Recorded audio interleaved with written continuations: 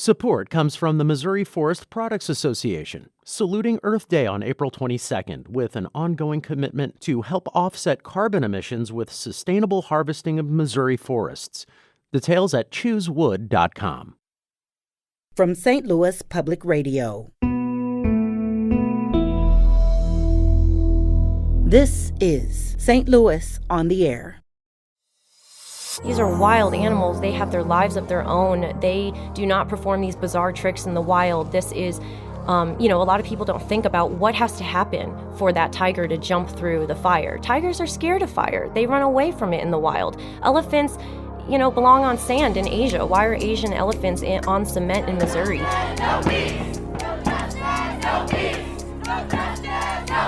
I think they just realized that we weren't going to stop. The Shriners said that the elephants essentially, quote, aged out of their program, and that's why they retired them. It had nothing to do with the protests whatsoever. They did that article because they're trying to save face. The video on PETA got 155K views. I'm Elaine Cha.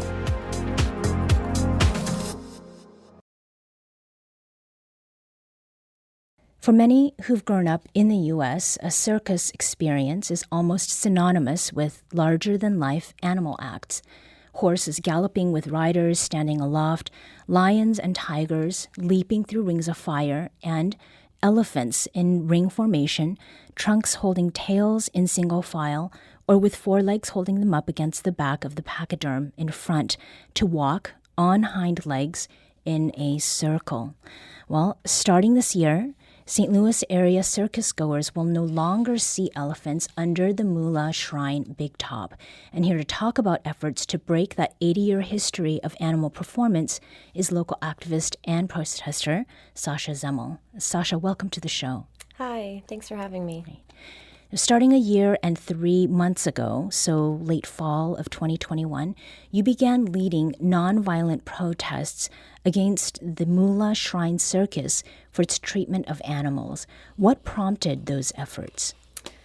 So I think this is definitely an issue that has been protested long before I was even here. There's a group I used to work with, St. Louis Animal Rights Team. They protested them once a year. PETA has, everyone knows PETA. They've been around for so long and have protested not just our city, but all Shrine chapters, basically calling for a boycott and to not buy a ticket until they go animal-free. But we specifically started targeting our chapter because we feel like that is something we can change. It's a little unrealistic to, go for like all of them at the same time, but this is something in our city. It's low-hanging fruit, if you will, something that is actually reachable. So that's why we started targeting that chapter. And as a point of reference, do you know how many circuses still use animals? As far as the Shriners or circuses altogether? Altogether? Definitely hundreds, maybe more, maybe thousands. The Shriners definitely are one of the last major pillars propping up the animal circus industry. I know they have 150 to 200 chapters in America, and most of those, like 150, maybe 160 chapters, do have animal circuses. So, and then, I'm sure there are other roadside circuses, and I think Universal still uses animals. But like I said, the industry is dying. As we've seen, Ringling Brothers is coming back without the animals, Cirque du Soleil, Cirque Italia. It's mainly the Shriners that are still propping up this industry. So the campaign that you started was a pressure campaign. What does a pressure campaign entail? So pressure campaign is basically a string of consistent actions. Because we can protest, but nowadays protesting is so normalized, and it's almost like everyone's protesting everything. People just kind of, walk by and like see it, maybe engage, maybe they go home and think about it. But a pressure campaign is just what it sounds like. It's pressure. It's more pressure to make a demand, to make a change.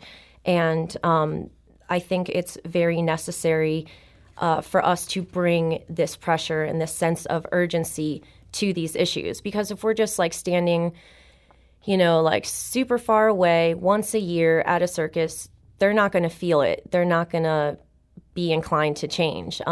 So with these consistent actions, I think that definitely, nothing changed until we did this. So. And so frequency is very much a part of what you're doing. Thank you. And frequency, because of the stature maybe Moolah Shrine Circus has here in St. Louis. Yeah. Was that frequency part really key? I think it was. I definitely think it was. Because like I've said, St. Louis Animal Rights Team, nonprofit organization here in St. Louis. It's the first animal rights nonprofit. I think it was founded in 85 or 87, but they have been protesting once a year at their spring circus in March. And I don't think that the Shriners really felt like this was something people wanted, or at least not a large group of people. Maybe we'd get like 10 people there. And again, once a year, it just kind of goes to the back of your mind. But yes, the frequency and just like the consistent pressure, I think definitely made them think. Mm-hmm. Now, on December 21st of this past year, you and fellow activist Kyle Mayberry disrupted a Moolah Shriners meeting. You were both arrested then, and according to a Riverfront Times piece about the incident, that arrest involved excessive physical force. Then, a couple weeks later, January 5th to be exact, local media reported that Moolah Shrine Circus was retiring its elephants. Now, from your perspective, to what extent do you think the pressure campaign plus that arrest contributed to the elephant retirement decision? I think it played a huge role, even though in their, in the article, they didn't say it was because of the activists, and I didn't expect them to. I mean, I've seen other animal rights victories, and they, of course, they're not going to mention the opposition. But like I said, nothing changed until we started doing these things, and I think they just realized that we weren't going to stop. And I mean, they just ignored us. It started with a simple letter and an email, and it's just kind of bizarre, their behavior. They responded with violence, and all we wanted was words. All we wanted was, we are doing this. You guys don't even know. We have planned this fight. Like, why wouldn't they say that is my question, And I think that their efforts to try and silence us and ignore us and, even like shout derogatory things at us at protests. One of them came right up to us and flicked us off and tried to hit us with their car going down the wrong way in a one-way driveway. I think it just shows that they were trying to, sweep this issue under the rug, and they thought we would go away. But yeah, that disruption, it really showed their true colors. And I mean, one of them had a beer in their hand, and I could smell it. They were all intoxicated and just, looked like a bunch of angry, violent men. And I honestly think that they did that article because they're trying to save face. The video on PETA got 155K views. On our other, on the main Direct Action Everywhere page, it got 14 or 15K views. On TikTok, another, handful of thousands of views. On my page, 5,000 views. So yeah, this video, the Young Turks covered it. The Young Turks talked about this for 4 minutes, talked about the animals. And the Young Turks are? like the largest online news outlet, or one of the largest. And I just think that they definitely couldn't silence us anymore about this issue. Now, Moolah has commented on this. I'm going to read something that they have stated. Moolah Shriners insists that they made the decision to retire the elephants several years ago, and that they didn't feel the need to share that decision externally. And the Shriners did not want to comment on the alleged assault. The Shriners said that the elephants essentially, quote, aged out of their program, and that's why they retired them. It had nothing to do with the protests whatsoever. Spokesperson Dennis Burkholder added that this is the third time, that time on the 21st of December, it was the third time that you and Kyle had trespassed at their building, and they said that they had asked you multiple times not to trespass. Something that you had mentioned earlier is that there isn't acknowledgement of the opposition. But what do you think could be gained by not just Moolah Shriner Circus, but others, by acknowledging that they have heard what protesters and activists have said? I think they would gain our support, they would gain public support, and just to touch on that, I just think that's absolutely wrong. This absolutely concerns the public. Maybe it didn't when they first started and humans weren't killed, children weren't hurt, animals, beautiful, majestic animals like elephants aren't getting shot down in the street, like, which this happened in, I think, like Miami, somewhere in Florida. Very, very sad video of a beautiful elephant just getting shot down in this because, you know, he just broke free. So it's like we do these things to these animals, and these are wild animals. They have their lives of their own. They do not perform these bizarre tricks in the wild. This is, a lot of people don't think about what has to happen for that tiger to jump through the fire. Tigers are scared of fire. They run away from it in the wild. Elephants, belong on sand in Asia. Why are Asian elephants on cement in Missouri?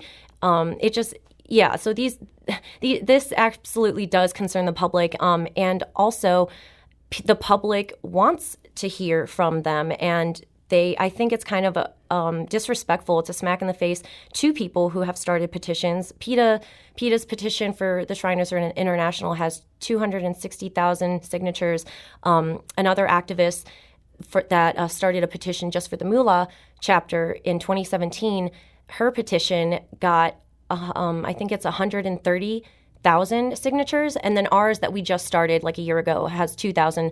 But it just shows that people want this, and I think they could have gone about it a better way. They could have been transparent with the public, and more people would probably go to their circus. I just think they could have. People want transparency. No, your activism work primarily involves animal rights, which is the focus of the global activist network Direct Action Everywhere. Yes. And it's with the St. Louis chapter of DXE that you engaged in the Moolah Shrine pressure campaign. But your social and political change efforts aren't limited to animals. Right. In fact, you and a group of organizers formed We Are the People STL in response to the overturning of Roe versus Wade, and helped lead a protest outside Planned Parenthood in the Central West End on June 24th, when that Supreme Court decision was announced. No justice, no peace. No justice, no peace. No justice, no peace. No justice, no peace. No justice, no peace. Now, that's you playing your drum in the background as local protesters chanted "No justice, no peace" during a protest organized in response to the overturning of Roe versus Wade in late June last year. What connections do you see, Sasha, between protest work and actions on behalf of human rights and animal rights? Well, first of all, I mean, it's all interconnected. How a society treats animals says a lot about how we treat each other, but also just activism in general is needed. I mean, just read a history book. Nonviolent direct action has been our strongest tool in creating change. And I think a lot of people don't think that we can create change, like we're just ordinary citizens. But we're like ants, you know. When we're together, we're so much stronger, and we do have the power. You know, I think people do feel helpless at times because protesting, being an activist, it's a thankless job. It's very, you know, physically and mentally tolling, and we don't see immediate results. But that's the key. Like it's a marathon. It's not a sprint. So I think that's just something important to remember. And just don't give up. Don't get discouraged because, you know, we literally just created change with like 4 of us protesting hard for a year. So imagine if we had 400 or 4,000 of us like consistently marching, you know, doing petitions, speaking at local government, city council meetings, you know, going to the Capitol, putting our bodies on the line, putting our freedom on the line. I think that says a lot to people in power as well. Like when we are willing to risk our freedom, risk our safety, get beat up, get arrested for an issue, that's when you know something's wrong. Like that's when you know, okay, like maybe we should listen to these people. This is important. On that point of demonstrating, of showing up, using your voice, is there anything about activism or protest, particularly like disruptive actions, that you wish people understood better? Oh yeah, yeah. Thank you. That's actually a really good question. Most people see these disruptions and it's the same response, you know, like, oh, you get more flies with honey, not vinegar, or something like that. You know, people aren't going to listen. This isn't going to change. But so first off, our goal isn't necessarily to like right there on the spot make people be like, oh, like I see it your way now. Like it takes time. But what it does do is it creates a conversation. It starts a conversation when nobody was previously talking about it. So, and that's what we want, because how are we supposed to change if people aren't talking about it, right? So these disruptive actions are, unlike a protest where it goes to the back of their mind, people see that, they take video, they do the work for us, they go home and talk about it, and then they might run into someone else who says, hey, you know what, they're right. And then they start talking about it.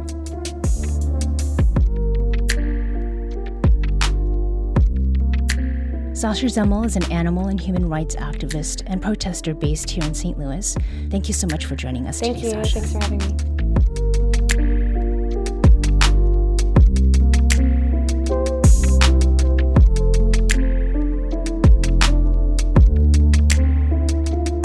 Today's episode was produced by Avery Rogers. Audio engineering and podcast design by Aaron Dorr. Our executive producer is Alex Hoyer. St. Louis on the Air is a production of St. Louis Public Radio. Understanding starts here. Our podcast proudly supports St. Louis artists by using music from Life Creative Group. Do you find yourself regularly listening to episodes of St. Louis on the Air? Suggest us to a friend you think might enjoy our conversations. And leave us a review and rating on Apple Podcasts on the App Store. It's the simplest way to help people discover our show. Thanks. St. Louis Public Radio is a member-supported service of the University of Missouri St. Louis.